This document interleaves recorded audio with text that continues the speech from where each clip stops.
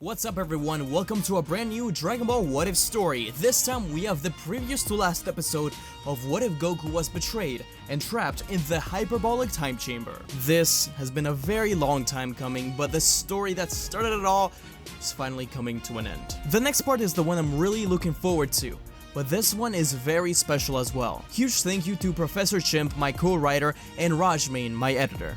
Before we begin, only a small percentage of you guys are subscribed, so be sure to like, share, comment, subscribe, and click that bell icon so you never miss the best Dragon Ball What If stories. Remember that I try to answer every comment the first hour the video is out. Anyways, thank you for your support, and enjoy.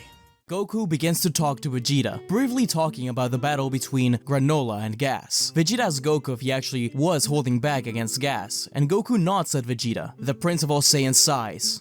He should have known. Goku admits that he held back from using any destroyer energy on Gas. Vegeta retorts, saying that this isn't what he meant. Goku's confused, but Vegeta reveals that he knows Goku's holding back something else, something much more powerful than a mere Hakai. Goku laughs. He can't hide anything from the prince after all. Goku responds by saying that he noticed Vegeta was holding back against Gas as well. Vegeta nods. As they watch Trunks play with little Gohan, Goku thinks that it's almost time. He can feel it. Vegeta understands what he means. His rematch with Beerus. Goku asks Vegeta if they can train together for a little bit longer to work out some kinks he's been having with Ultra Ego and maybe help him with something else. Vegeta agrees and the two train together for several months. One day, as Goku's catching fish with his tail at Mount Pautsu, Beerus and Whis arrive. Goku greets them and asks if they're coming to join him and his family for dinner, but surprisingly, they refuse. Beerus states that he's able to feel Goku's power all the way from his planet now, and it's enough to make him tremble with excitement. Beerus can't contain himself any longer, and he needs to fight him right now. Goku smiles. He wants to fight too. However, he asks Lord Beerus to wait just a little bit longer. Beerus gives him 1 day. Goku thanks him as he teleports around Earth and even across the universe, meeting up with old friends. He approaches Krillin, 18, and Marin at their home, thanking Krillin for all his help through the years, and telling him that no matter what, they've always been best friends. He then went to Tien. The stern man looked at Goku, and without saying a word,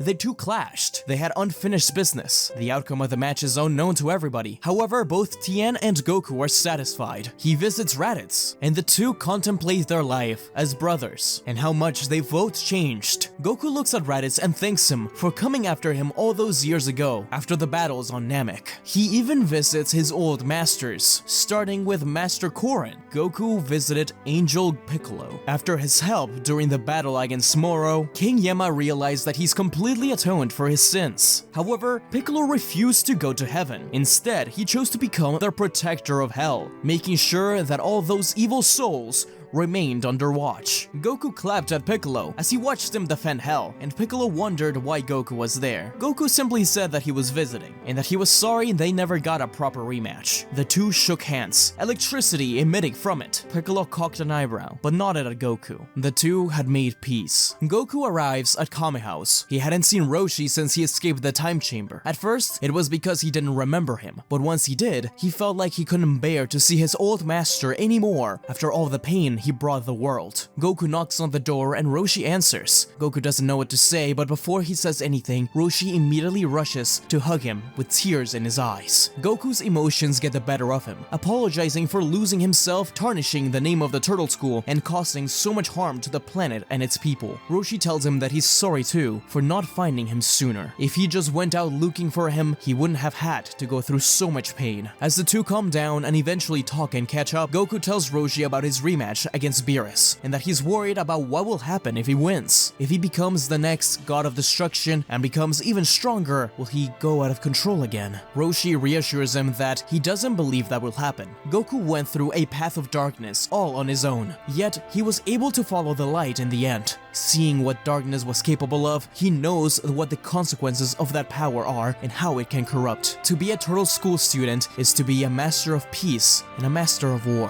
Roshi has always known that Goku Goku was a special boy who could make the impossible possible. As someone who has walked the path of darkness and light, he can forge a new path no one else has ever seen before. He truly believes that Goku can overcome any temptation that comes his way. If someone as good as him can fall into the depths of despair, as far as he did, and come out a better person, then there really is hope for the rest of us. Maybe he can make the universe a better place than he found it. Goku thanks Roshi for his advice, hugging him, promising to visit more, and bring over little Gohan real soon. Roshi laughs. Of course his son's name is Gohan. Goku smiles. It couldn't have been anything else. They say goodbye as Goku teleports away.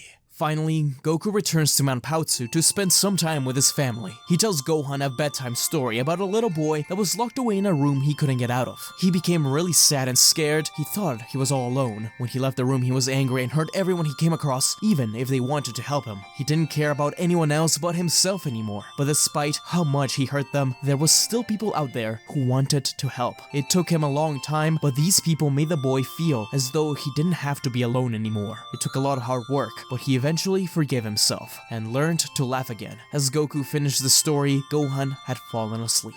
The next day, Whis was already waiting for Goku outside of his home along with Vegeta. Goku said goodbye to Chi-Chi and Gohan. He'd be back real soon. The trio arrived at Beerus' planet. Goku asks where Beerus is as Whis points at his staff. If they were to battle at full power, the entire universe would be destroyed. So, Whis prepared an arena inside of his staff. Goku and Vegeta enter the staff, where Beerus awaits.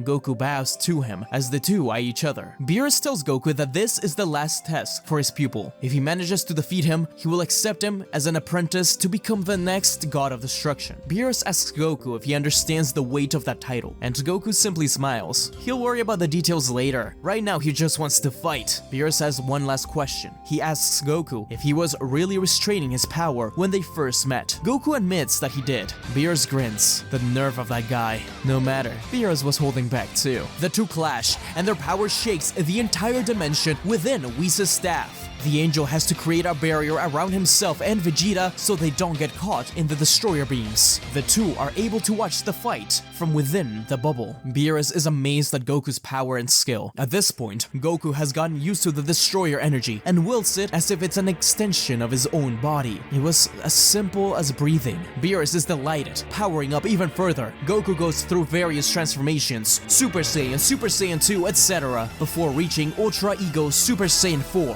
Vegeta marvels at Goku's strength, remembering how he felt the first time he saw Kakarot as a Super Saiyan on that giant planet. Back then, he felt nothing but anger at himself for not being the first one to achieve the legend, for being so grossly overpowered by a low-class Saiyan. But now, he feels nothing but pride for him. Only someone like Kakarot was fit to be his eternal rival. Goku and Beerus continue to fight. Beerus can tell that Goku still has something hidden under his sleeve. Goku relents, admitting that he has one final trump card. Goku powers up to the max as an ethereal white light and purple miasma swirls around him. The two energies seem to repel each other at first. As Goku roars, the two energies clash against one another in a swirling vortex. The entire dimension starts to crack like glass as Vegeta and Whis watch in awe. The two energies finally mix together into one as a galaxy expands outwards. The galaxy starts to shrink and condense into Goku. He's covered in black nothingness, stars and galaxies, until it cracks, breaking open and revealing a brand new form. Goku had fur similar to Super Saiyan 4, but it was a silvery color. His eyes were burning with intense conviction. Beerus demands to know what he's looking at, and Goku begins to explain. I can't keep this one up for long, but this is my attempt to combine Super Saiyan 4 with Ultra Instinct. I had to ask Vegeta for help with Ultra Instinct. I struggled a lot with it, but I was able to get the hang of it eventually. I'm still not as good as Vegeta. In fact, this is what he had originally in the tournament. I guess you call it Ultra Instinct Omen. But there's something beyond. Something that only Vegeta and I can achieve. Together. But that's for later on in this fight, isn't it, Lord Beerus? The next stage in Super Saiyan. From outside the staff, Vegeta is getting impatient. He too wants to fight, but Lord Beerus is clearly busy with whatever that new form is. Vegeta knew that Goku would snap out of that state at any second, and that from then on, they would need to fight together. But first, he looked at Whis in the eyes. Whis, you're always so quiet, always standing behind Beerus. I've never gotten a grasp of your strength. So please, while Kakarot and Beerus are playing around, grant me one final fight. Huh? What's this? Really, Vegeta? So this was you guys' plan all along? While Goku fights Beerus, I get to fight you. Well, it's an honor to get to fight the Prince of all Saiyans, but I promise you, I'm not gonna go easy on you.